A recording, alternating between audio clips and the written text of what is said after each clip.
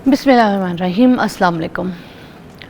एक बुरी ख़बर से ही नाज़रीन आज का आगाज़ करते हैं, क्योंकि अभी आप सबको पता है कि सबसे ज़्यादा पाकिस्तान के अंदर जो सैलाब है वो शदीद किस्म का आया हुआ है।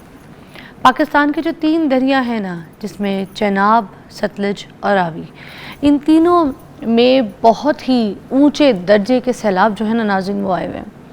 और इस सैलाब से आपको जो सूरत हाल है वो हम आपको बताते रहे। 2200 देहात जो है ना वो मुतासर हो चुके हैं बुरी तरीके से और ज़ेर आब आ चुके हैं।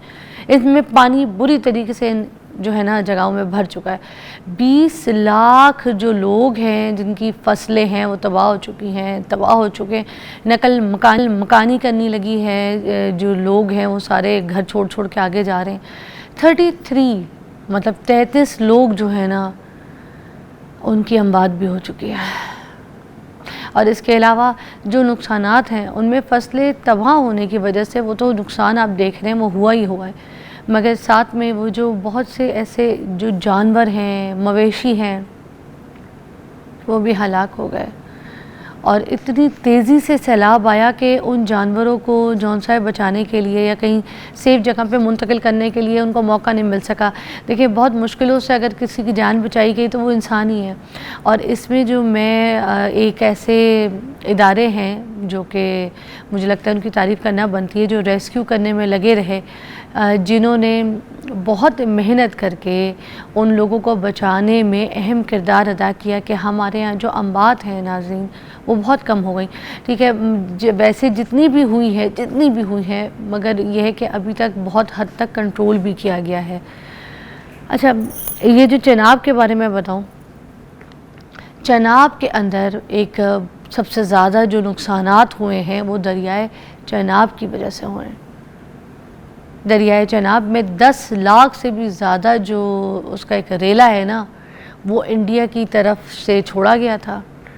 और हमारे जो डिफरेंट इस तरह के जो बैराज हैं वहाँ से ये रेला गुज़रा है, जिनमें एडमराला है, ठीक है, हेडमराला और हेड खान की और हेड कादराबाद जो है वहाँ से ये रेला बहुत बुरी तरीके से गुजरा है। अच्छा, आगे अब ये हो रहा है कि जो सारा रेला है ना ये आगे तरीमू में जा रहा है, ठीक है, हेड तरीमू में।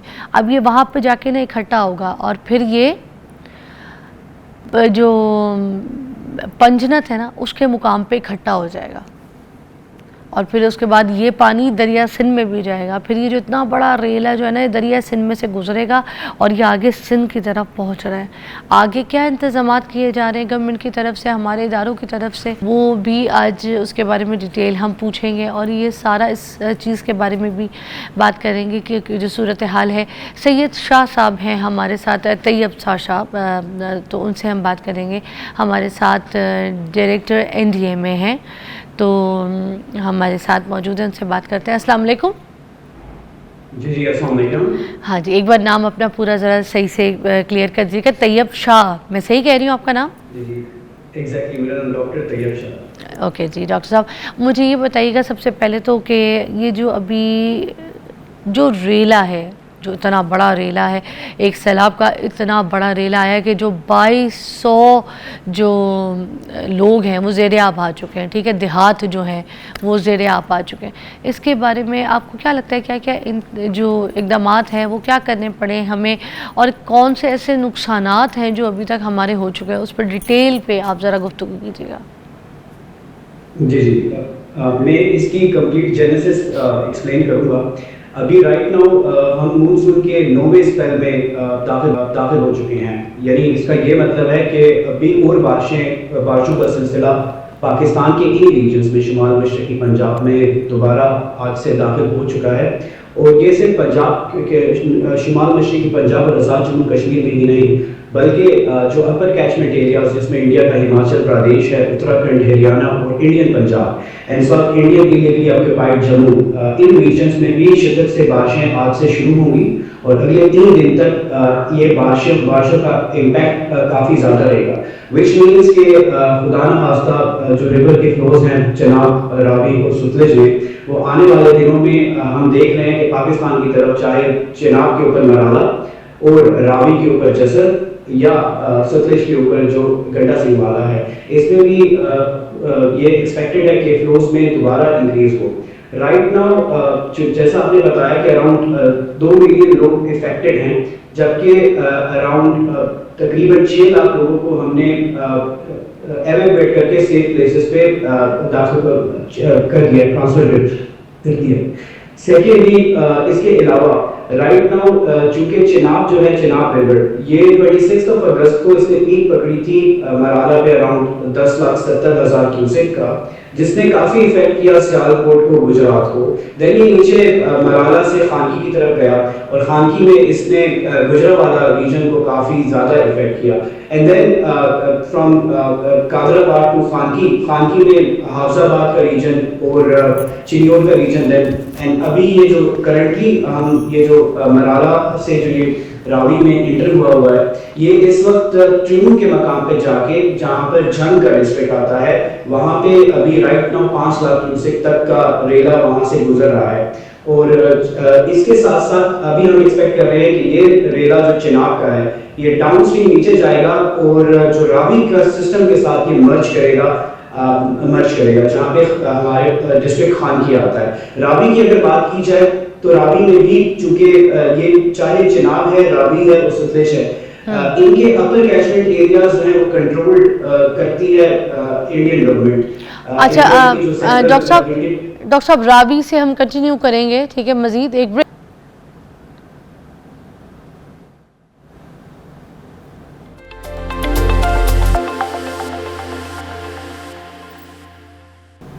Welcome back. अच्छा जी, हम अब बात करेंगे ज़रा सा, ये जो सैलाबी रेला है ये मुल्तान की तरफ भी जा रहा है। अब आगे मुल्तान को और अगले जो शहर हैं आगे, उनको बचाने के लिए क्या क्या इक़दाम की जा रही है, तैयब शाह साहब से पूछते हैं। जी शाह साहब बताइएगा।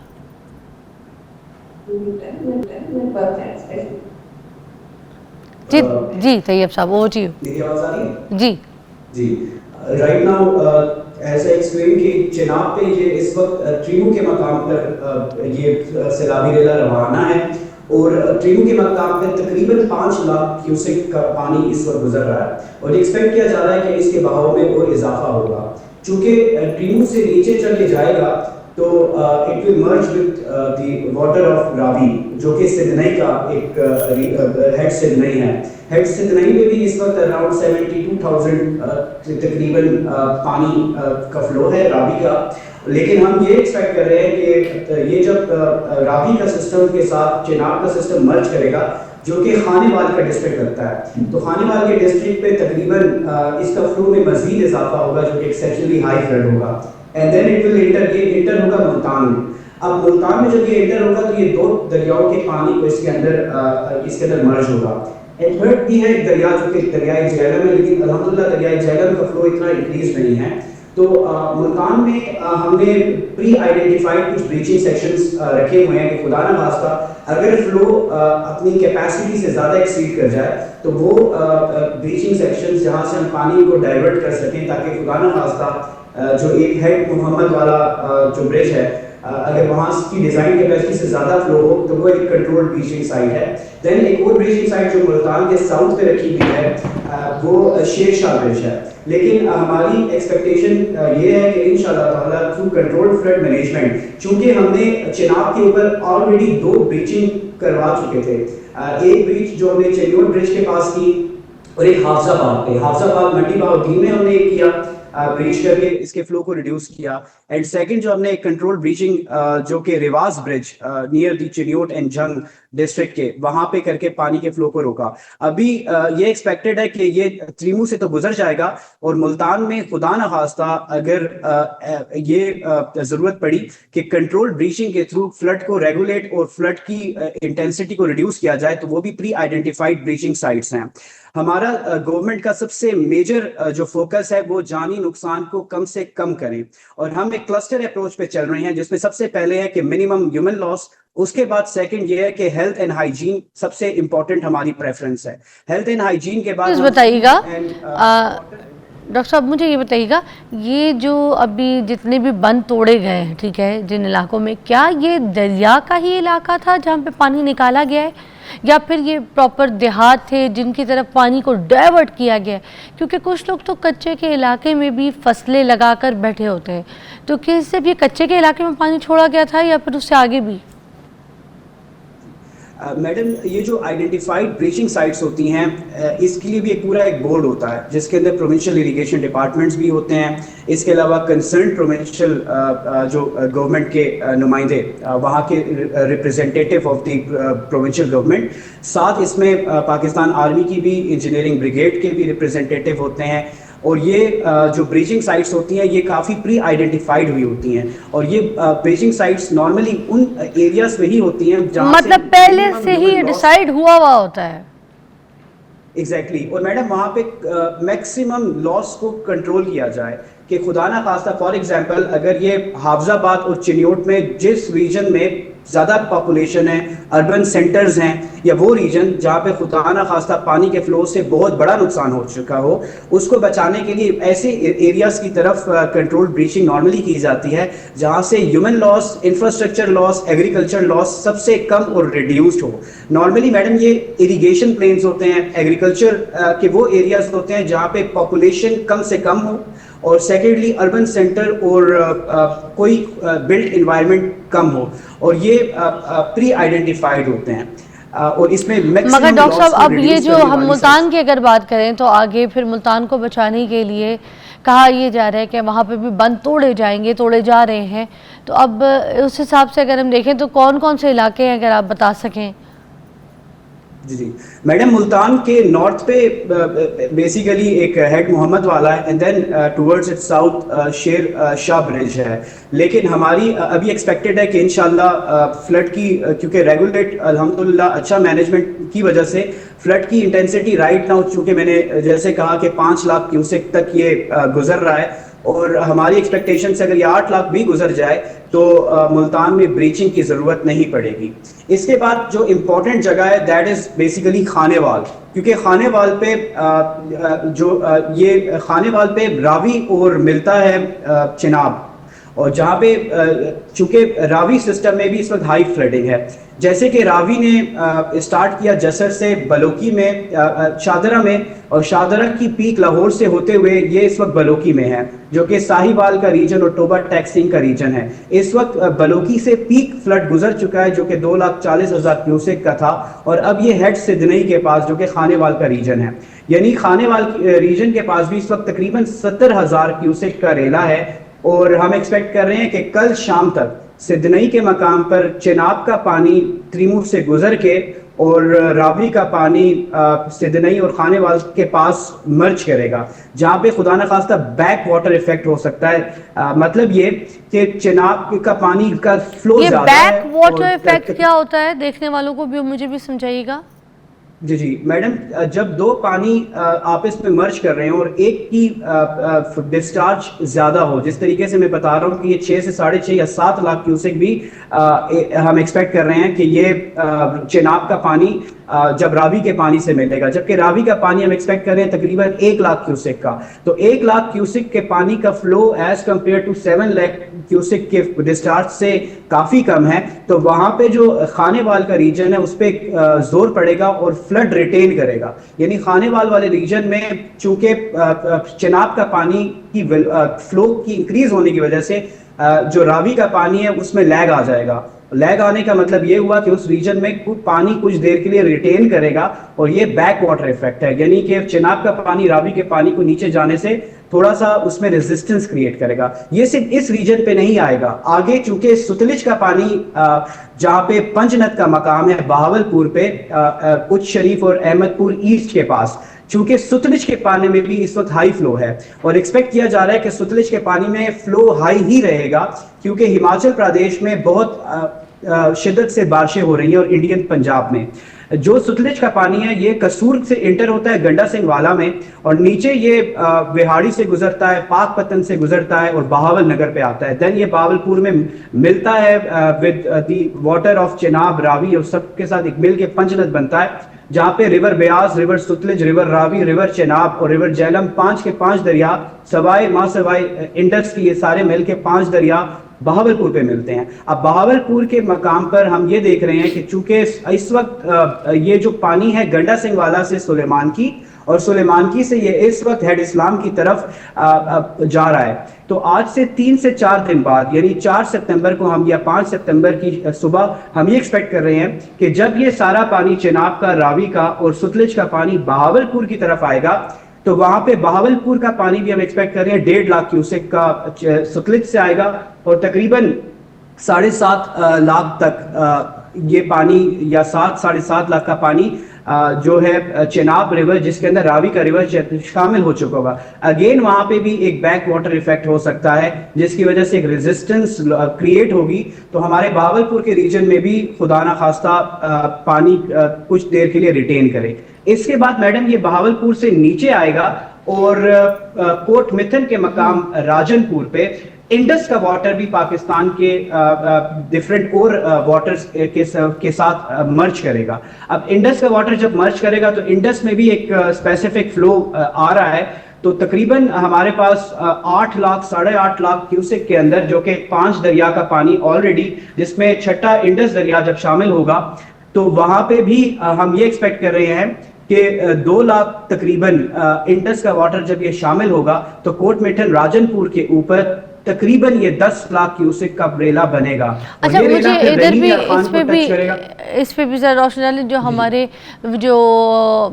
हमारे हेडवुड बराज हैं, ठीक है, और ये इतना हैंडल कर सकेंगे 10 लाख क्यूसेक को?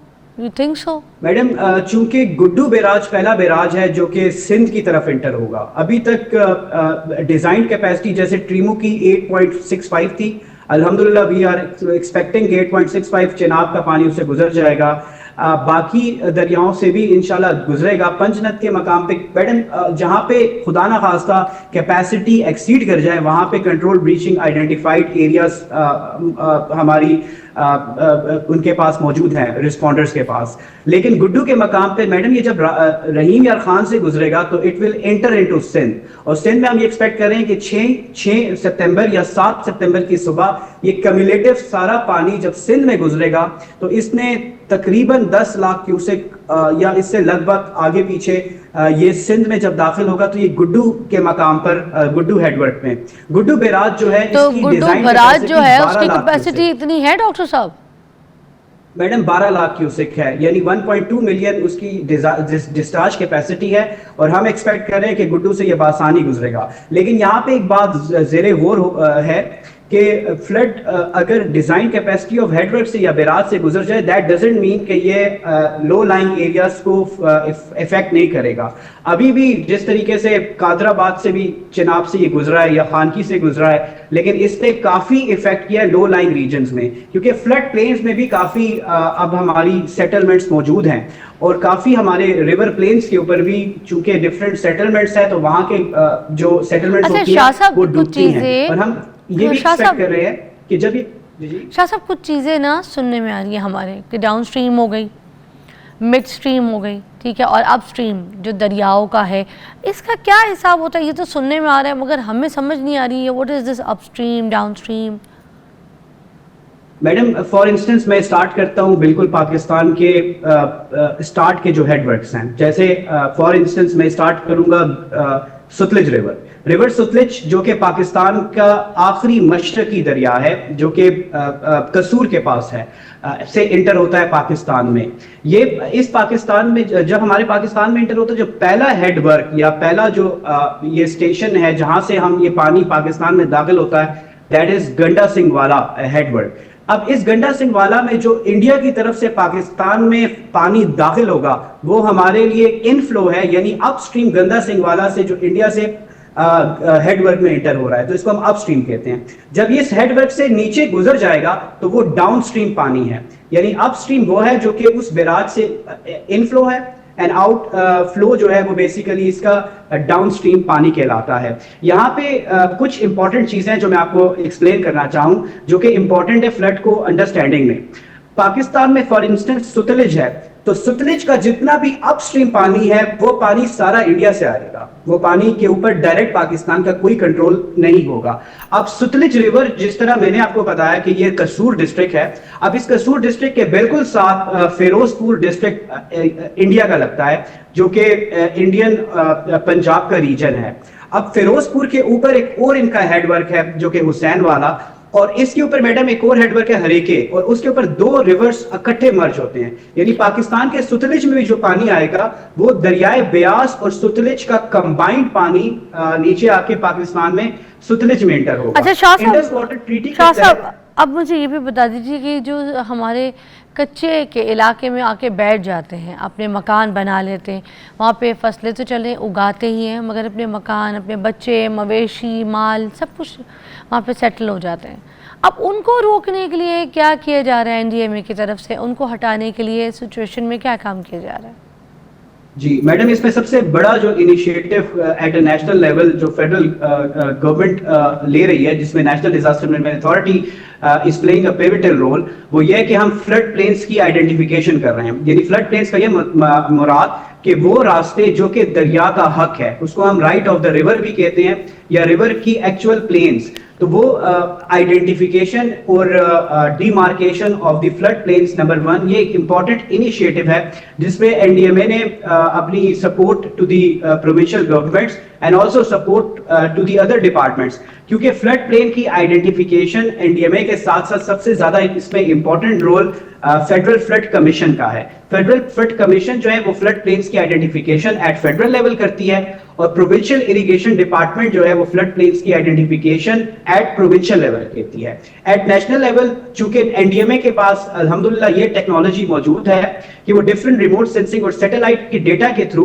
हिस्टोरिकल फ्लड के एक्सटेंट्स को देखते हुए और फ्यूचर क्लाइमेटिक प्रोजेक्शंस को देखते हुए राइट ऑफ द रिवर को, यानी कि वो इलाके जो कि एक्सप्लिसिटली रिवर का राइट है, जिसको हम राइट ऑफ द रिवर या फ्लड प्लेस, इनकी जब आइडेंटिफिकेशन हो जाए, सेकंड इंपॉर्टेंट थिंग उसमें ये होती है कि हम ये इन्फोर्स करें कि जो फ्लड का राइट है या रिवर का जो राइट है कि रिवर ने यहां से गुजरना है, वहां पे किसी किस्म की इंक्रोचमेंट या किसी किस्म की सेटलमेंट, चाहे वो सेटलमेंट इंफ्रास्ट्रक्चर की हो या चाहे वो सेटलमेंट किसी और किस्म की एक्टिविटी के लिए हो, उसको रोका जाए।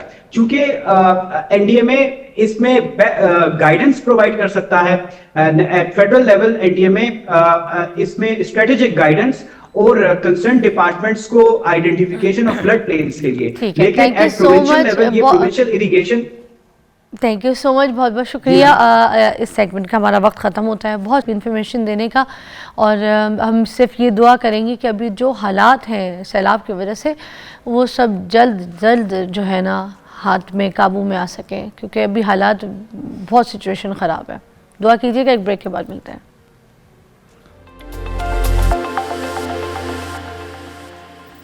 वेलकम बैक नाज़रीन। आज हमारे पास कुछ बहुत प्यारे से दो प्यारी छोटी जो है मेहमान है हमारे पास, जिन्होंने बड़ी अचीवमेंट्स की हैं छोटी सी मगर अचीवमेंट्स बड़ी हैं, और उनके साथ उनके वालिद साहब भी मौजूद हैं जिन्होंने उनकी इन बेटियों की अचीवमेंट्स में बहुत अहम किरदार अदा किया है। आज हमारे साथ मौजूद है सबसे पहले तो मोहम्मद इजाज़ साहब हैं। अस्सलाम वालेकुम। वालेकुम अस्सलाम। जो कि वालिद साहब हैं MMA कोच हैं, मिक्स मार्शल आर्ट्स के कोच हैं, और उनके साथ जो है उनकी दो बेटियां मौजूद है। वैसे उनकी 4 बेटियां हैं, मगर उनमें से 2 जो हैं आज हमारे साथ मौजूद हैं। एक हमारे पास है मारूश, ठीक है, हेलो, अस्सलाम वालेकुम। वालेकुम अस्सलाम, ठीक ठाक है। और उन्हीं के साथ मौजूद है सहर। ये दोनों बेटियां, इनकी डिटेल हम आपको थोड़ी सी बताते हैं।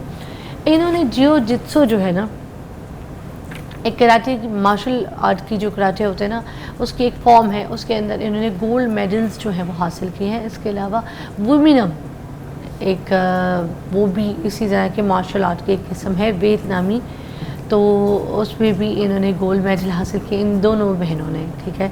और उसके अलावा जो जूडो कराटे हैं, ठीक है, उसमें भी, किक बॉक्सिंग में भी इन्होंने बहुत सारी अचीवमेंट्स जो हैं वो की। आज इनसे बातें करेंगे। पहले इनके वालिद साहब से। एजाज साहब क्या हाल है? शुक्र अल्लाह का जी। वाह वाह, 4 बेटियां, चारों बेटियों को आपने, वो जो हम कहते हैं कि आमिर खान साहब की जो मूवी आई थी उसको जी। देख के आप थोड़ा सा इम्प्रेस हुए? माइक पास करके बात कीजिएगा। तो उससे आप, मुझे लगता है, इम्प्रेस हुए? नहीं वो या पहले से मैं आपकी हमारा inspiration? उससे पहले चल रहा, थोड़ी सी करेक्शन कर दूंगा पहले आपको। मेरी 4 नहीं 6 बेटियां हैं। ओह हाँ जी, और 6 माशा, बेटियां। 6 की 6, मगर 4 6 की आपकी 6। जो है। 4 अभी इस टाइम पे कर रही हैं, 2 की मैंने शादी कर दी है, अच्छा, तो वो अपने अपने घर चली गई हैं। तो वो माशाल्लाह, ये छोटी हैं सारी? ये छोटी हैं। तो ये चारों जो हैं माशाल्लाह अभी पाकिस्तान का नाम रोशन कर रही हैं, बल्कि समझे कि मेरा नाम भी साथ रोशन कर रही हैं। हाँ, कर तो दिया? कर दिया जी, बेशक। तो वो जो 2 बेटियां थी पहले, जी जी। इनकी शादी हो गई, उनको शौक नहीं था? उनको शौक था, वो कर रही थी, प्रैक्टिस कर रही हैं। अभी वो अपने जिम चला रही हैं, अपना जिम कर रही हैं वो लोग। अच्छा जी। तो अब तो माशाल्लाह मैं 4 बच्चों का अल्हम्दुलिल्लाह नाना भी हूँ। तो है? जी। वाह, तो नाना, और इतना जवान, कहीं से लगते तो नहीं है नाना। बस ये अल्लाह का करम नवाजी और है। ना इसको ना, किसी के मैं ना नहीं लगता, ये कह सकते हैं आप, है ना? जी कह सकते हैं जी। तो आप सबसे कह सकते छोटी हैं। कौन सी है आपकी? मारूश। छोटी बेटी ये है, मारूश। और वो बड़ी बेटी है। अच्छा। इससे जो 2 बड़ी हैं वो माशाल्लाह नेवी में इस वक्त जॉब कर रही हैं। वो भी बड़ी आई होपफुल के क्रेजी थी कि हमने जाना है। तो उनको लेकर क्यों नहीं आए? वो उनकी छुट्टी का मसला था, वो कल आ रही हैं इंशाल्लाह। तो हाँ। मुझे कह रही थी रास्ते में कि आप हमें साथ लेके जाते। हाँ, तो बस अब आपके साथ टाइम का एक बन गया था इशू, तो इंशाल्लाह नेक्स्ट उनको लेके आएंगे। वाह वाह, Last वेरी में। नाइस। तो मुझे बताएं, आपसे भी बात करते हैं, क्या आप लोग को शौक था या अब्बू की ख्वाहिश पे आप लोगों ने ये जो फील्ड? नहीं नहीं, हमें खुद शौक था इसके बारे में। बहनों को और- देख के? जी। अब्बू कोच थे, अब्बू को देख के बहुत पैशनेट है आप? बड़ी बहनों को देख के शौक हुआ हमें कि हम भी जाएं, हम भी करें। वो मेडल लेकर आए पहले, तो उन्होंने जुजुत्सु में मेडल लिया। आर्मी की टीम्स में गए पहले, उन्होंने हाँ। पार्टिसिपेट किया आर्मी की टीम को, कॉन्ट्रैक्ट साइन था उनका। फिर हमें भी इंटरेस्ट हुआ कि हम भी खेलें। फिर हमने नेशनल खेली, नेशनल में माशाल्लाह हमारे सिल्वर मेडल हुए थे तब, और अब तो हम गोल्ड है माशाल्लाह, इंटरनेशनल गोल्ड मेडलिस्ट वो इतनी 2023। जल्दी, ये इतनी अचीवमेंट्स, अच्छा लगता है जी बहुत। हैं। आपस में कभी बहनों में जेलसी होती है, यार इसके पास मेडल ज़्यादा आ गए हैं, इसके नहीं, achievements jealousy ज़्यादा हैं, नहीं होती, ये interest ज़्यादा आता है। अच्छी प्लेयर है, ये अब्बू की फेवरेट है? नेक्स्ट टाइम हम फिर होप रखते हैं कि नेक्स्ट टाइम हम इससे भी अच्छा परफॉर्म करेंगे और इससे भी अच्छे कंपटीशन position में। लेते हो बहनें Yes. आपस में भी हैं? तो आपको भी यही शौक था? मुझे भी शौक था, इनको देख के मुझे शौक आया था। इसके अलावा मैं देखती थी, मुझे था कि मैं भी करूं, लेकिन मैं थोड़ी सी बड़ी हुई, फिर मैंने कहा मैं भी करूंगी। अब मैंने भी किया और अब मेरी अचीवमेंट आपके सामने तो है। पढ़ाई आगे साथ साथ चल रही है? एफ ए स्टूडेंट, वाह। और आप? Second year physical education F A. ये तो बड़ी मुश्किल टफ स्टोरी है आप लोगों की, देखा जाए तो। ये भी साथ साथ इसमें गोल्ड मेडल भी ले रहे हैं, Yes. इसमें भी एफर्ट और प्रैक्टिसेस तो आपकी बहुत ज़्यादा होती होंगी। कुछ फुटेजेस भी हम इनकी चलाते हैं स्क्रीन पे, ताकि आप देख सकें कि जिन बच्चों की हम इतनी तारीफ़ कर रहे हैं, बात कर रहे हैं, उनकी देखें क्या प्रैक्टिस है, क्या गेम्स हैं। ये अपने वालिद साहब के साथ खेल रहे हैं, और क्या वालिद साहब देखें अपनी बेटियों को खुद सिखा रहे हैं। वाह, आई लाइक द पैशन। कितने अच्छी तरीके से बाप अपनी बेटियों को ट्रेन कर रहा है। आहा, ओ ओके, बहन ने बहन को यार ज़बरदस्त। तो आपस में कभी एक दूसरे को अगर जोर से लग जाए इसी तरह, तो घर पे आके लड़ाई होती है कि अब्बू गेम उसको में बोला ऐसा करें होता हाथ हल्का रहता रखे? है, इंजरीज वगैरह लगती रहती हैं नहीं, या आपस में बहनें भी तो खेल रही हैं आप आपस लोग, में तो ये बहनें तो कभी वो गेम में था ना, गेम तक होगी उसके बाद नहीं। अच्छा। अब गेम की बात गेम में। डांट पिटती है अब्बू से? नहीं, कोच भी तो है वो अब्बू से हट के। कोच जब हो तब पड़ती है। हाँ, तो ये बात बताओ ना मुझे। जब वो कोच अपनी एक मूड में होते हैं, कोचिंग कर रहे होते हैं, तब डांट पिटती है? जी। कैसे? तब फिर वो कहते हैं कि मैं अब्बू नहीं हूँ इस टाइम। बता देते हैं। हाँ जी, वो कहते बता हैं मैं अभी देते हैं तुम्हारा कि अभी अब्बू मैं नहीं कोच हूँ। कुछ सजा मिली है, कोई सही हाँ। प्रैक्टिस किसी ने नहीं की है, कोई डांट पड़ जाती डांट है पड़ जाती है, और अक्सर कोई सजा सजा भी को मिल टास्क जाती है। नहीं दिया कि कंप्लीट करना है आज? हाँ, टास्क वो मिलते task रहते हैं कि मिलते नेक्स्ट रहते टाइम हैं अगर कि- ना हुआ तो फिर हम ये इवेंट लास्ट होगा, ये इवेंट लास्ट होगा। है। तो आप और भी बच्चों को ट्रेन करें? जी अल्हम्दुलिल्लाह। मेरे पास तकरीबन मैंने सुबह की क्लास होती है शालामार गार्डन में, तो वहाँ मेरे पास 100+ स्टूडेंट होते हैं डेली बेसिस पे। तो वहाँ से टैलेंट बड़ा अच्छा निकल रहा है जी। वहाँ पे जिन लोगों को ज़रूरत है उन लोगों को करवा रहे हैं, क्योंकि मेरा एक अपना इलाका भी है वो। उसके बाद मेरे पास काफ़ी सारे जिम भी हैं, तो जो टैलेंट निकलता है वो वहाँ से निकलता है शालामार गार्डन से। तो अभी कुछ स्टूडेंट मेरे साथ भी हैं और ये भी आर्मी और नेवी और वापडा को रिप्रेजेंट कर रहे हैं मेरे साथ। तो माशाल्लाह अल्लाह ने बड़ी इज़्ज़त दी है जी इस मामले में, मैं जितना अल्लाह का शुक्र अदा करूँ कम है। तो अभी आपकी चारों बेटियां जो हैं इंटरनेशनल लेवल पे परफॉर्म कर रही हैं, खेल रही हैं। अल्हम्दुलिल्लाह अल्हम्दुलिल्लाह। और इसके लिए कितनी एफर्ट करनी पड़ती है इसकी सिलेक्शन के लिए? सिलेक्शन के लिए देखिए इनकी एक बेस बनी बचपन से ही ना। असल में जो बचपन से बेस बनती चलती आती है तो फिर आपके लिए इजी हो जाता है। फिर वो देखते देखते चलाते करते सबके साथ मिलते करते फिर निकल जाती हैं स्लोली। अब इनको मैंने बड़ी जल्दी इंटरनेशनल लेवल पे ले आया। उसके पीछे जो मेहनत थी वो किसी ने नहीं देखनी, क्योंकि हम धुंध, बारिशें, हवाएं, तूफ़ान जो भी चल रहा है प्रैक्टिस चल रही है। प्रैक्टिस के बगैर आपने नहीं सोना। बच्चों की डाइट क्या है? आप जब इतनी ये सब प्रैक्टिस होती है, स्टेमिना होता है, स्ट्रेंथ ट्रेनिंग होती है, बेशक इनमें बच्चों की डाइट भी कोई स्पेशल होती है? डेफिनेटली डाइट पे बहुत फोकस होता है। अगर ये डाइट अच्छी नहीं करेंगे तो ये खेल ही नहीं पाएंगे। क्या खाते हैं ये लोग? बहुत दूध इनके पीती लिए बीफ, बकरे का गोश्त, ठीक है, और कोई नान शान 5-6 नान खा लेती हो? No. ताकत वाकत भी डाइट का चाहिए? भी ख्याल रखना चाहिए है? ना कि आपका वेट अप तुम डाउन मुझे डाइट बताओगी ब्रेक के बाद। वेट अप डाउन ना हो। अगर वेट अप डाउन ना हो तो जी। इसके लिए क्या खाती हो बताना है ब्रेक के बाद, ठीक है? ब्रेक के बाद सुनते हैं।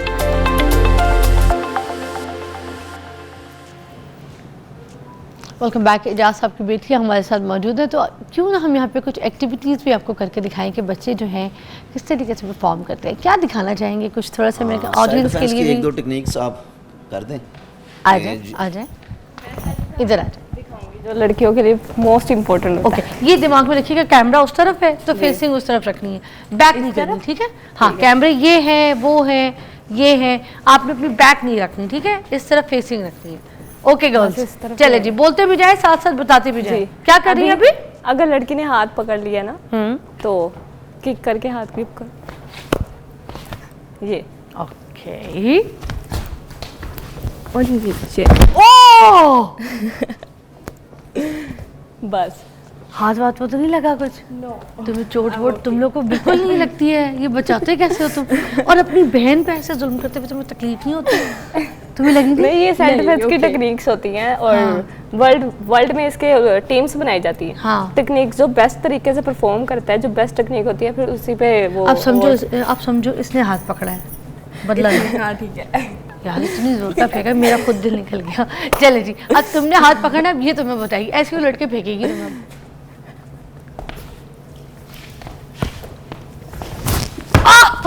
यार इसको भी लगी होगी, तुम्हें लगी है? नहीं मतलब कैसे तुम लोग प्रैक्टिस होती है ना। प्रैक्टिस होती है, कैमरा होता है, अच्छा प्रैक्टिस होती है। तो ये हम अगर हमें भी कोई इस तरह से तंग करे तो हम अपनी टेक्निक में इस तरह से बचा सकते हैं। सेल्फ डिफेंस आप सिर्फ सेल्फ डिफेंस कर सकती हैं। नहीं, मैंने थोड़े दिन पहले किया था तो मेरा तो हाथ अभी तक ठीक नहीं हुआ।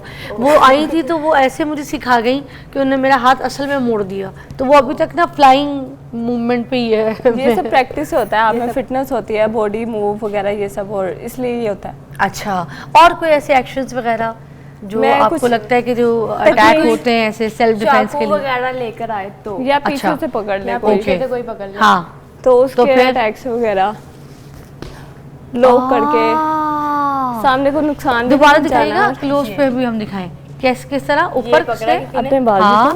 को और यूं। और ये जगह ये ये, हड्डी से, elbow। ओके। अच्छा, और अगर कोई और अगर ऐसे कोई neck पकड़ ले। गला पकड़ ले, हाँ लड़ाइयों में, और और अपने लड़ाइयों में अक्सर पकड़ लेते हैं। हाँ हाँ, ऊपर। अच्छा, वाह वाह वाह जी। वाह। अच्छा, और अगर आपको कोई मुंह से पकड़ता है ऐसे, आपको पता है ना? जी, यही जो हालत। फेस। अभी मैंने सेल्फ डिफेंस की क्लासेस दी थी कुछ, हाँ, हाँ। और लड़कियां पूछ रही थी कैमरा उधर है, कैमरा उधर कि बैग से कोई मुंह पकड़ ले, हाँ, तो उसके लिए आप उसकी एक फिंगर टर्न करनी है, ये बस। जी। अगर हो ही ना, ताकत ऐसी हो, फिर होगी ये फिंगर, और ये अच्छा, प्रैक्टिस से होता कोई है ना, एक प्रैक्टिस आध करनी चाहिए। फिंगर को जो है पुश करना है पीछे, सेल्फ डिफेंस एक ही दिन में सीखा नहीं जा सकता, इसके लिए मंथ लगते हैं, उसके लिए प्रैक्टिस होनी पड़ती है इसलिए। अच्छा, प्रैक्टिस होती है जी। प्रॉपर उसके लिए। अच्छा, और कोई भाग रहा हो आपके पीछे, भाग रहा हो सेल्फ डिफेंस में, आप एक अगर आप, हाँ, सेल्फ डिफेंस सिर्फ लड़ने का नाम नहीं है, ये आपकी बॉडी लैंग्वेज, कॉन्फिडेंस ऐसा होता है, आइज कॉन्टैक्ट ऐसा होता है कि सामने वाला देख लेता है कि लड़की कैसी वो है। एक ये वाला भी तो होता है ना, आंख को जी। ऐसे, वो क्या होता है ये वाला जो वो है? कुंफू स्टाइल होते हैं, martial arts, mix martial arts, ये सिर्फ कराटे का नाम नहीं है, MMA आइए। ऑल डिफरेंस होता है। और ये चफ्फे वगैरह होती है, जो टेक्निक्स होती है जो यूज होती हैं। क्या बात है, गिव मी 5, ये हुई ना बात। आइए तशरीफ रखिएगा, क्या बची है, क्या अब्बा का नाम रोशन करिए, पूरे मुल्क का नाम रोशन करिए। Thank you so much. आप अपनी बहनों को भी लेकर आइएगा बहुत जी। जल्दी, ठीक है, हम मिलवाएंगे। जो 2 बहनें रह गई हैं उनको भी हम मुलाकात करवाएंगे। अभी एक ब्रेक लेंगे, उसके बाद ज्वाइन करेंगे आपको।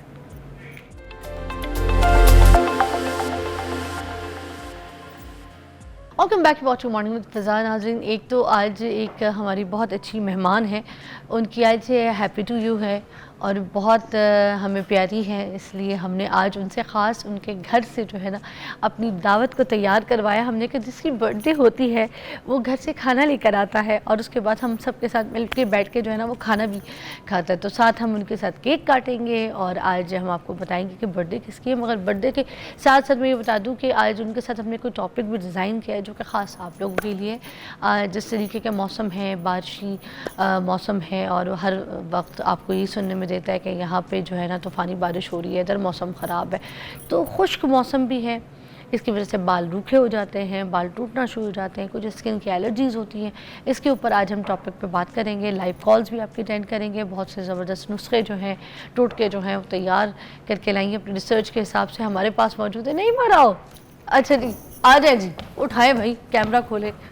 क्या हाल है जी? अल्लाह का शुक्र। Happy birthday, happy Thank you, birthday, thank you, happy thank birthday. you, जैसे thank ईद you। मिलते हैं वैसे हैप्पी बर्थडे हाँ जी, हैप्पी बर्थडे ऐसे ही मिलते हैं। कितनी खूबसूरत लग रही हैं, जितनी बड़ी होती जा रही हैं और खूबसूरत होती जाएंगी। Thank you. नहीं ये क्या मार्क्स कहाँ से मिलते हैं आपको? उधर से ना मियाँ साहब किचन में।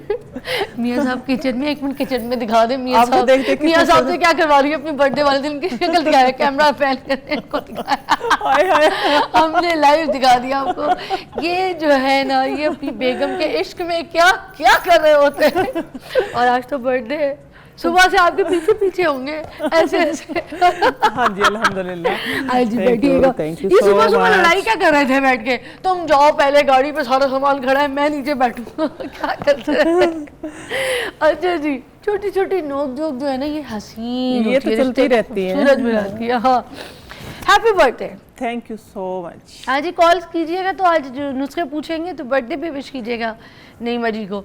आज हम बात कर रहे हैं नईमा जी खुश्क मौसम के ऊपर, हाँ जी, है ना जी। और ये जो बाल टूट जाते हैं, रूखे हो जाते हैं, डैंड्रफ भी हो जाता है और अजीब सा चूरा गिर रहा होता है सर से, तो इन सब का क्या इलाज है? ये किसकी आवाज़ है बेटा? किसकी बिल्ली की दुम पे पैर रख दिया किसने है? अच्छा, हाँ जी।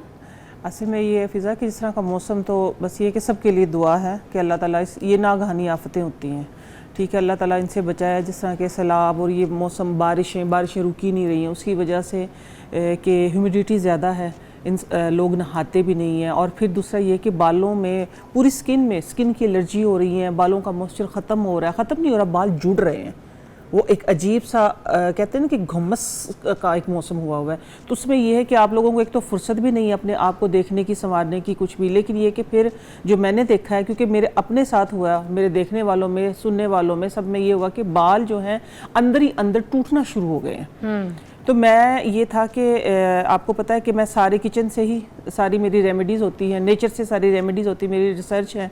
लेकिन आज तो मैं वो नुस्खे आप लोगों के लिए लेके आई हूँ कि जो बारहा आजमाए हुए हैं, बार आजमाए हुए, जो महंगे जो ट्रीटमेंट्स हैं ना, महंगे इंशाल्लाह उनका मुतबादिल है ये, और हैं बहुत ही सस्ते से। जो आप महंगे ट्रीटमेंट करवाते हैं उनकी वजह से होता ये है फ़िज़ा कि जब महंगे ट्रीटमेंट या जो कलर करवाते हैं बालों में, ख़ास तौर पे जो ब्लीच लगवाते हैं, डाई लगवाते हैं, तो उसकी वजह से बालों का जो मॉइस्चर है वो बिल्कुल ख़त्म हो जाता है। बिल्कुल उसके अंदर से इलास्टिसिटी जिसको हम बोलते हैं ना, लचक जो होती है, लचक ख़त्म हो जाती है, उसकी जो सरफेस वो उधड़ जाती है, बिल्कुल ख़त्म हो जाती है। तो ये आज के जो मैं आप लोगों को केराटिन मास्क और एक प्रोटीन मास्क जो बालों को कंप्लीट प्रोटीन देगा, ठीक है। प्रोटीन मास्क इस तरह के लेके आई हूँ, बिल्कुल किचन मेड चीज़ों से ही। अच्छा। हाँ जी, बिल्कुल किचन की ही चीज़ें हैं, किचन में इस्तेमाल होने वाली सारी चीज़ें हैं, लेकिन ये है कि मैं उनके कॉम्बिनेशन बताती हूँ आप लोगों के, कि उनके कॉम्बिनेशन आप लोगों ने कौन सी चीज़ कितनी डालनी है और कौन सी चीज़ ज़्यादा करने से नुकसान हो सकता है या किस चीज़ के कम करने से उसका फ़ायदा नहीं होगा।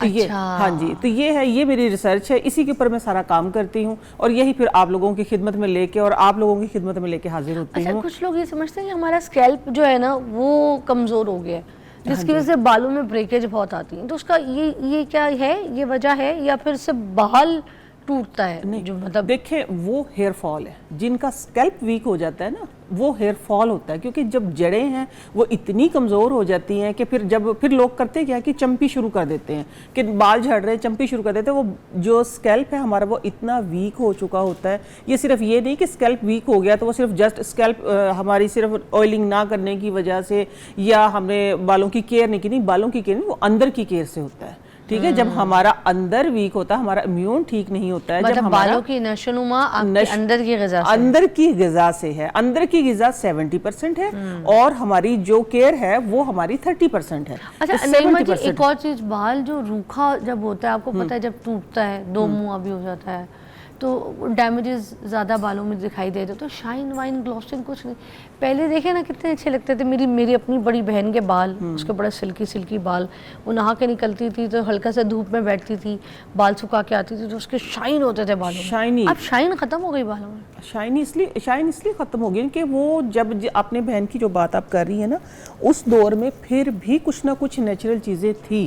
ठीक है, अब कंप्लीट हम केमिकल्स की तरफ चले गए, अगर मैं दूसरे लफ्जों में कहूँ तो हम बिल्कुल मॉडर्न हो गए इसकी कि वजह से हम शाइन चला गया, रूखा हो गया। शाइन चला गया। वो पता है क्या होता है, केमिकल का ज़्यादा इस्तेमाल जो होता है ना, जितने भी हम प्रोडक्ट यूज़ करते हैं केमिकल बेस्ड जो भी कोई होता है, एक तो ये है कि लोग देख के नहीं लेते हैं। ठीक है, पैराबिन फ्री ले लें, अगर आप लोगों ने शैम्पू ही लेनी है तो ये पैराबिन फ्री लेने की भी ज़रूरत नहीं, आप लोग घर में बनाएं। घर में बनाने के मैं इतने तरीके बता चुकी हूँ, मैं और तरीके भी आप लोगों के लिए ही मैं आती हूँ तो आप लोगों को और मैं तरीके बताऊँगी। वो कुदरती जो शाइन है हमारी वो इन कुदरती तरीकों से ही रह सकती है। आज क्या कर रही है, ये जो आप अलसी के बीजों को आप हाँ कर रही थी ना, ये केराटिन आप लोग जो महंगे ट्रीटमेंट करवाते हैं ना केराटिन के, केराटिन मास्क है। हाँ जी, चलते हैं। अच्छा, ऐसे की कॉल भी शामिल करते हैं। अस्सलाम वालेकुम। आइए, अलसी के जो बीज है ना उनको बॉईल कर रही थी नईमा जी और वो केराटिन मास्क बनाएंगी आज ज़बरदस्त किस्म का। अच्छा जी, हाँ, कॉल शामिल करते हैं। अस्सलाम वालेकुम।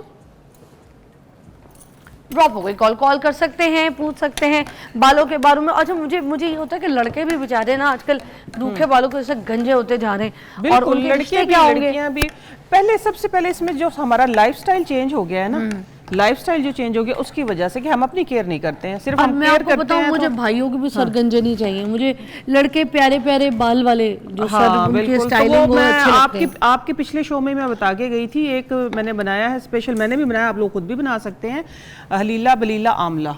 ठीक है, हलीला बलीला आमला, ये तिरफिला के नाम से मशहूर है ना, तिरफिला के नाम से मशहूर है ये। इसमें बहीड़ा है, आमला है और हरड़ है।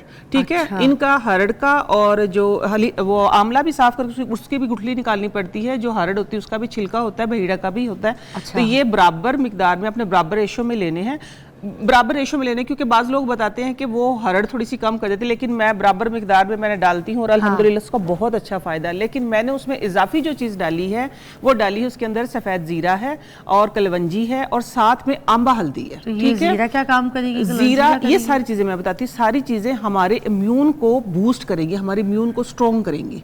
ठीक है, हाँ जी, उसकी वजह से ये होगा जब हमारा अंदर स्ट्रॉन्ग होगा तो फिर हमारा सरफेस जो है वो भी स्ट्रॉन्ग होगा, इस वजह से। तो ये है कि ये चीज़ें आप खुद भी बना सकते हैं, कोई मसला नहीं है। ये देखें, ये इस अलसी की, अब क्योंकि आज हम ये अलसी का प्रोटीन मास्क बना रहे हैं। ठीक है, इससे ये होगा जो हमारे रफ बाल हो गए हैं, जिनका स्कैल्प से लेके और जिनका एंड तक जो डैमेज हो गया, जिस तरह उखड़ गए हैं बाल, ठीक है, उनकी सरफेस जो है वो बिल्कुल उधड़ गई है, जो उधड़ गई उन बालों को ये बिल्कुल स्मूथ, शाइनी और एकदम से उन बालों में लस्टर आ जाएगा सबसे, क्योंकि ये अलसी क्योंकि मैंने पकानी थी। आप लोग ना जो यहाँ पर जो दिखाया जाता है, आपको जो बना के सिखाया जाता है, मुझे एक बात का बड़ा अफसोस है, मुझे जितने भी कमेंट्स या मैसेजेस आ रहे होते हैं इनबॉक्स में, जो आप लोग ज़्यादा करते हैं, पूछ रहे होते हैं बार बार कि इस रेमेडी को हमने किया तो अभी हमें असर, भाई एक बार करने से असर नहीं नहीं आता। होता, exactly। आप एक बार अपने पीले दांतों को मांजे नहीं साफ होंगे, बिल्कुल, बिल्कुल। आपको लगातार हफ्ता साफ करना पड़ेगा अपने दांतों को।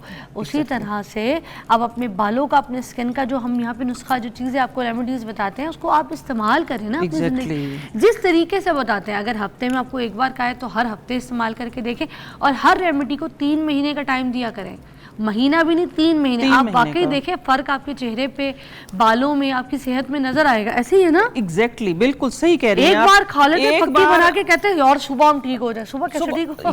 यही बिल्कुल एग्जैक्ट यही मैसेज आते हैं। आपने बहुत ही अच्छी बात कर दी, हमारे दिल की बात कर दी है। तो ये बता दें फिर कि हाँ जी, इस्तेमाल तो ये 3 महीने देखिए, करें। एटलीस्ट 3 महीने करें। देखिए आप लोग जब इस्तेमाल करते हैं, नेचुरल जो चीज़ें होती हैं ना, कुदरती जो चीज़ें होती हैं, देखिए उनका असर बहुत अच्छा होता है, लेकिन उनका असर जरा देर से, लेकिन देर तक भी रहता है। वो ये नहीं है कि रातों रात लगाया, जो भी आपने किया 15 मिनट बालों में लगाया तो फिर वो जो डैमेज होता है बालों का और हर चीज़ का, वो सबको पता है फिर उस चीज़ का।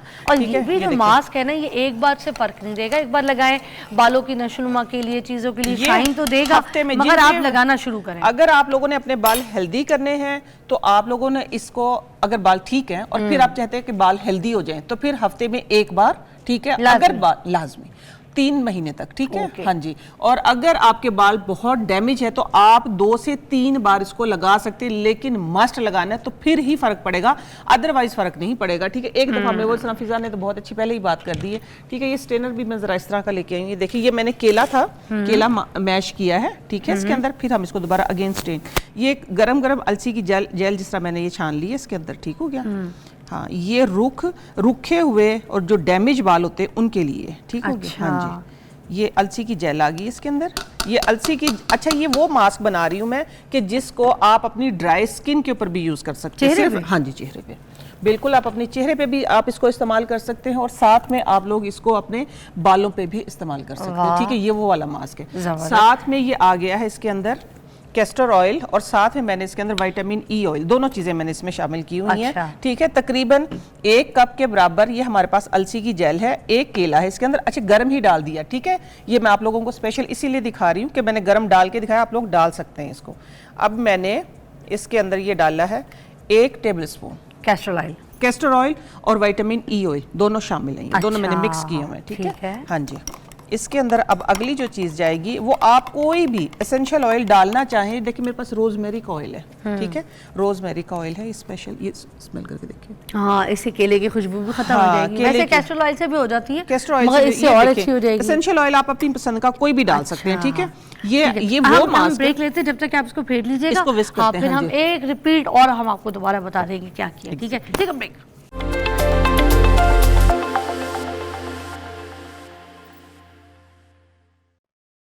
Welcome back. और अब दोबारा से रेसिपी जरा रिपीट कर दे, क्योंकि हाँ जी, इसमें मैंने आपने ना डाला। हाँ। मैंने 2 चम्मच अलसी लेके और उसको तकरीबन 1 कप पानी में बॉईल कर लिया। जब वो रहेगी 1/2 कप, तो वो मैंने स्ट्रेन कर ली। स्ट्रेन करने के बाद फिर इसके अंदर मैंने पहले केला मैश किया, केले के बाद फिर इसके अंदर मैंने कैस्टर ऑयल और साथ में विटामिन ई ऑयल, ये दोनों चीज़ें शामिल करके और इसको अभी मैं स्ट्रेन करूँगी। ये आपका कंप्लीट, ये देखिए इसके अंदर से ये दोबारा इसको क्यों स्ट्रेन कर रही हूँ, ताकि ये जो लम्स हैं इसके अंदर केले के, केले के, अच्छा, केले के, ठीक है, हाँ, वो निकल जाएंगे। ये देखिए ये स्ट्रेन हो गए हैं, ठीक हो गया।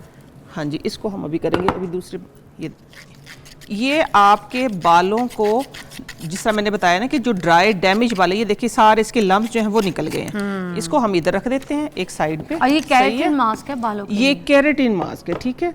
ये देखिए ये इस तरीके का मास्क बन गया है। अच्छा, ये वो मास्क है जिसको आप अपने फेस पे भी लगा सकते हैं। ये देखें, ये ऐसे मैं दिखा देती हूँ हाथ के साथ, ठीक है। ये आपने अपने फेस पे, अपने हाथों पे, अपने बालों पे, इसके अंदर ऐड आप करना चाहें, आप एलोवेरा जेल ऐड करें, इसके अंदर आप कोई हनी ऐड कर सकते हैं, कोई भी चीज़। हनी है मेरे पास, हनी दीजिएगा मुझे काइंडली, ये वाला हनी। हाँ जी, हनी दे दें मुझे। हनी भी आपके बालों को एकदम से, ये वो मास्क है जिसको आप अपने फेस पे, अपनी स्किन पे, ठीक है, जहाँ से भी आपकी स्किन ड्राई है, डैमेज है, जहाँ से भी, ये देखिए बस हो गया। सही है, हाँ जी, बिल्कुल ठीक है। ये देखिए ये 1 चम्मच मैंने इसके अंदर डाला है हनी का। ये देखिए मैं हाथ से इसलिए कर रही हूँ ताकि आप लोगों को सही से नजर आ सके, मैं दिखा सकूँ। ये देखिए, शहद से भी ऐसे। बालों में शाइन बड़ी शाइन आती है, फेस को हाइड्रेट करता है, बालों को भी हाइड्रेट करता है ये, और आपकी स्किन को भी हाइड्रेट करता है। ये वो मास्क बन गया कैरेट जो आप महंगे महंगे ट्रीटमेंट करवाते हैं, ये उसका मुतबादिल है। अच्छा, ठीक है, अच्छी चेहरे लगाना के लिए भी कैसे, हमारे लिए? चेहरे के लिए भी मैंने पहले आपके शो पे ही मैंने बताया था कि पहले जिस तरह आप जिनकी स्किन एक्स्ट्रा ड्राई है, जिस तरह रमज़ान में मैंने आपके साथ ही शो किया था, वो रील भी आप लोग देख सकते हैं कि जिनकी स्किन एक्स्ट्रा ड्राई है वो लोग सिर्फ अलसी की, जो मैंने पहले जेल नहीं बना के दिखाई है, वो जेल सिर्फ बना के आप दिन में 10 बार, थोड़ी सी खत्म होगी, लगा ली, वो हाइड्रेट स्किन के अंदर चली जाती है। और फिर ये होता है कि आपकी स्किन पता भी नहीं चलता, कोई चिपचिप नहीं होती, कोई उसके अंदर आपको कोई क्या कहते हैं स्टिकीनेस फील नहीं होगी, कोई आसान भी इतना, बहुत आसान है, बहुत आसान है। अच्छा, अब बीजों इसको को मैं बस- लगाने का तरीका बता दूं कि आप लोगों ने लगाना कैसे है। अच्छा, बाल आप लोगों के साफ होने चाहिए, ये नहीं कि 4 दिन के धुले हुए बाल हैं तो फिर आप लोगों ने, बाल आपके जितने मर्जी ड्राई हो गए हैं, डैमेज हो गए हैं, ठीक है, लेकिन बाल साफ होने चाहिए एटलीस्ट। फौरन से अगर ना भी वॉश हुए हुए हैं तो कम से कम एक दिन तकरीबन 12 घंटे से ज्यादा के ये ना हो कि आपके बालों में, क्योंकि एक वो कुदरती ऑयल आ जाता है स्कैल्प में, ठीक है, स्कैल्प में ऑयल नहीं होना चाहिए। हाँ, स्कैल्प में ऑयल ना हो, अगर हो भी तो 12 घंटे से ज्यादा, वो ना हो कि आप लोगों ने ये है कि एक दिन गुजर गया, 2 दिन गुजर गया, इतना ना, 12 घंटे का वक्फा हो सकता है, ठीक है। फिर आप लोगों ने एंड से, रूट से और एंड तक अच्छे तरीके से लगाना है हाथों के साथ, ठीक है, इस तरीके से, ठीक है, हाथों के साथ यूं आराम से दोनों हाथों में लेके आप अपने बालों पे, ये देखिए जिस तरह मैंने हाथ पे लगा लिया है, इसी तरीके से मर्द हजरात इजीली आप लगा सकते हैं इसको। और आप लोगों ने अपने सेक्शंस करके बालों में अच्छे तरीके से लगाना है, फिर बन बना के तो उसके ऊपर शावर कैप पहन ले, ठीक है, आधे घंटा से 2 घंटे तक रखें, फिर नॉर्मल पानी से वॉश करें, कोई भी माइल्ड शैम्पू के साथ आप वॉश करेंगे जब, तो एकदम से बालों में जान आएगी। और इसको अगर आप लोगों ने इसी मास्क को प्रोटीन मास्क बनाना है, इसी मास्क को, ठीक है, इसी मास्क को मैं बता रही हूँ, तो प्रोटीन, हाँ जी, अंडा, एग्जैक्टली देखा, आपको पता नहीं, क्योंकि आप भी नेचर में काम करती हैं। कोई अहमक होगा तो देखे ना, मुर्गी डाल देगा, मैं तो अंडा डाला। गुड। अगर इसी को आपने प्रोटीन मास्क बनाना है तो आपने इसमें अंडा डालना है, ठीक है, ये अंडा हमारे पास है, हम इसके अंदर अंडा डाल देते हैं। ये हमारा पहले केराटिन मास्क था, इसी को मैंने बना दिया है अब प्रोटीन मास्क, ठीक हो गया, ये देखें। अच्छा, और देखिए ठीक है, हर्बल हाँ जी, मास्क हो गया। हाँ जी, ये हर्बल देखिए ना, प्रोटीन मास्क है, कंप्लीट प्रोटीन। अच्छा, एक और चीज से भी, एक और भी बहुत बिग सोर्स है प्रोटीन का, देखिए अंडा नहीं है आपके पास, ये देखें फिजा, ये आप इधर दिखाएं, ये इसका कलर चेंज हो गया है, ठीक है। अभी जो अंडे की स्मेल से इरिटेट होते हैं, लेकिन उन्होंने इलाज भी करना है, तो फिर वो इसके अंदर क्या नहीं, करें? आपने एसेंशियल ऑयल भी तो डाला है, एसेंशियल ऑयल डाला है, बदबू कहाँ आएगी? सवाल ही पैदा नहीं होता हाँ। ना कि इसके अंदर, लेकिन फिर भी मैं एक और इजाफी चीज कर देती हूँ कि उसके अंदर फिर भी देखिए ना, मैंने अभी मैश किया है, कोई स्मेल नहीं आ रही, क्योंकि मैंने इसके अंदर रोजमेरी एसेंशियल ऑयल डाला हुआ ऑलरेडी। आप लेमन एसेंशियल ऑयल भी डाल सकते हैं, नहीं तो आप लेमन भी डाल सकते हैं, सादा लेमन तो सादा वैसे ही लेमन अंडे की डालें, बदबू हाँ मार जी, देता है। वैसे ही बदबू मार देता है। तो ये आपका पहले वाला था हमारा केराटिन मास्क, और उसको हमने बना दिया प्रोटीन मास्क, वाह। ठीक है, इसी को ही, ठीक है। एक और प्रोटीन का बहुत बड़ा बिग सोर्स, वो आप लोगों को मैं क्विकली करके दिखाऊंगी अभी। बनाना है, हाँ, अभी 1 सेकंड में बन जाएगा, 1 सेकंड में, 1 सेकंड में बनेगा। इसके ऊपर सॉस पैन हांडी देना, रख देते हैं, हाँ, फिर आप साइड। ये देखिएगा, ये आप खुद इससे इत्तेफाक करेंगे, देखिएगा। ओके, मुझे वो वाला जार देना, ब्लैक ढक्कन वाला उठा के, ये ले। ये मैंने ठीक क्वार्टर है। टीस्पून, ये वाला नहीं, सॉरी, ये वाला, अच्छा ये है जेलेटिन पाउडर। अच्छा, हाँ, ये जेलेटिन पाउडर है, ये आपको पता है कि कॉस्मेटिक्स में भी यूज़ होता है, खाने में जेली वगैरह जो बनती है, ठीक है ना, अनफ्लेवर्ड है ये, ठीक है, हलाल है, अच्छा। ठीक है, हलाल है, अनफ्लेवर्ड है, ये भी प्रोटीन का बहुत बड़ा सोर्स है, आम पंसार स्टोर से आपको इजीली मिल जाएगा, कोई इसमें मसला नहीं है। ये देखिए, 1 चम्मच हमने लिया है और तकरीबन आधा कप पानी के अंदर जेली बनानी है हाँ हाँ हाँ, ये जेली सी बन जाएगी, ठीक है। ये जेली जो बनेगी, इसका भी हमने अंडा लिया है ना, लेकिन जो लोग, अंडे की जगह मैं बता रही हूँ, जो लोग इसका अंडे की स्मेल से, या अंडा जो लोग कहते हैं कि हम नहीं लगा सकते, तो उनके लिए एक बहुत बड़ा जरिया है प्रोटीन का, ठीक है। ये बस अभी बन जाएगा 1 सेकंड में, ये देखिएगा। अच्छा, अगर अंडा नहीं लगा रहे, अंडा नहीं लगा रहे तो आप ये जेलेटिन पाउडर जो है अनफ्लेवर्ड, ठीक हो गया, अनफ्लेवर्ड, बस इसको बंद कर देते हैं इतनी जल्दी? हाँ हाँ, ये बस इसको मिक्स करेंगे, मिक्स करते करते ये थिक हो जाएगा, ये आप देखिएगा, ये अब ये देखो कलर चेंज हो गया ना, ये थिक हो जाएगा। इसके अंदर वही आप लोगों ने सेम कैस्टर ऑयल डालना है, लेमन एसेंशियल ऑयल डालें या लेमन डालने, ठीक है, केला वेला वैसे? केला, हाँ जी, सेम सेम उसी और तरीके से। अलसी के बीज भी वैसे ही उबाल के डालना? हाँ, अलसी के बीज में इसी के अंदर आप लोगों को डाल के, ये देखिए ये छोटी छोटी वो ट्रिक्स हैं। और ये कितने का बना है, ज्यादा से ज्यादा अगर मैं इसकी अमाउंट निकालूं, देखो पानी तो सबके पास होता है, ये 1 रुपए भी इसकी कीमत नहीं है 1 चम्मच की। और इसने काम जो करना है वो हजारों वाला करना है। आप कीमत 1-1 रुपया करके कम कर रही हैं, एक दिन सब कुछ मुफ्त बता देंगी। मुफ्त ही है, वरना पानी आप तो 2 मुफ्त रुपए है। का नुस्खा बता दिया, आज आपने 1 रुपए का आज बता 1 दिया। रुपया वाला हो गया। बर्थडे जो है थैंक यू, आपने मेरी बर्थडे को खूबसूरत बना दिया। थैंक यू वाह सो जी। मच। क्योंकि बर्थडे तो पहले भी बहुत हुई है, लेकिन आज की बर्थडे स्पेशल होगी। थैंक स्पेशल यू सो होगी। मच, अल्लाह का लाख लाख शुक्र है। इंशाल्लाह। हाँ, ये देखें, ये अभी थोड़ी सी देर में अलसी थिक हुई है ना, अलसी की जेल थिक हुई है, इसी तरीके से ये बात करते करते ये थिक हो जाएगा। पहले से देखिए इसकी ठंडा होता जाएगा, ठंडा होता जाएगा, ये थिक होता जाएगा। तो ये है एनिमल सोर्स, ठीक है। ये इनके जो हॉर्न सींग जिनको बोलते हैं हम, सींगों से या जिस तरह पाए पकाते हैं ना, जब पाए ठंडे हो जाते हैं तो देखते हैं ना कि जेल सी बन जाती है, ये वही है। ठीक है, ये वही है। ये वही प्रोटीन, कहते हैं कि हड्डियां अगर मजबूत करनी प्रोटीन लो, ठीक है। हड्डियां अगर घुटनों में दर्द है प्रोटीन लो, तो प्रोटीन की वजह से ये प्रोटीन सोर्स है सारा। ये देखिए ये ठीक हो गया। आप लोगों ने इसके अंदर ये देखिए फटाफट हम इसको 1 सेकंड में क्विकली मैं बनाऊंगी आप लोगों के सामने। ये मैं बना के भी दिखा देती हूँ, क्योंकि फिर आप लोग क्वेश्चन होते हैं कि आपा ये चीज़ रहेगी वो चीज़ रहेगी। ये देखिए ये जेलेटिन पाउडर कब मैंने बनाया है वो लिक्विड, ये हो गया ठंडा होकर फौरन से ठीक हो जाएगा। ठीक है, इसको उधर रख दें, सही है। और साथ में हमने इसके अंदर डालना है वही सेम हनी। अच्छा, शहद भी? हाँ, हनी वैसे ही बनाएंगे ना। और हम तेल भी, कैस्टर ऑयल भी डालेंगे? हाँ, कैस्टर ऑयल में भी डालें, इसमें सॉरी इस मास्क में भी डालेंगे। अच्छा, हाँ जी, ठीक है। और इसके अंदर हम डाल देते हैं ग्लिसरीन। ओके, ठीक है, हमारा टाइम खत्म हो गया। हाँ, ये लास्ट बता दो जल्दी ठीक है से। ठीक है। ये देखिए ये चली गई है ग्लिसरीन। ये 2 आज ऐसे मास्क हैं कि जो आप ये देखिए थिक हो गया, ये साथ में थिक होना। अगर अंडे वाला किसी को नहीं लगाना, केले वाला, तो फिर वो जेलेटिन और पाउडर ये के साथ दोनों फेस पे भी आप लगा सकते हैं, जिनकी स्किन ड्राई है, डैमेज है, या जिनको फाइन लाइन आ रही हैं। लेकिन आपने इसको लेके अगर स्टीम लेंगे तो 200% रिजल्ट हो जाएंगे। अदरवाइज फेस पे आप लोगों ने लगाना है तो लगा के लेटना है, फिर इसको पील ऑफ करना है।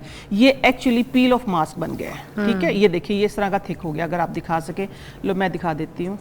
ये देखें, ये इस तरह का थिक हो गया। ये पील ऑफ मास्क बन गया आपका। ये आपकी स्किन के जो ब्लैक हेड्स हैं, जो वाइट हेड्स हैं, आपने मसाज करना है, मसाज करके ज़रा सी स्टीम लेनी, उसके बाद ये मास्क अप्लाई करें, एक और इसकी लेयर लगाएं और फिर इधर से इसको आराम से उतारें। आपके जितने भी आपकी डेड ये वाइट हेड है, ब्लैक हेड है, सारे के सारे रिमूव होंगे और इंशाल्लाह आपकी स्किन जो है वो हेल्दी और शाइनी होगी। क्या बात है। बार बार दिन ये आए, बार बार दिल ये गाए, तुझे हजारों साल के दिन हो बेमिसाल।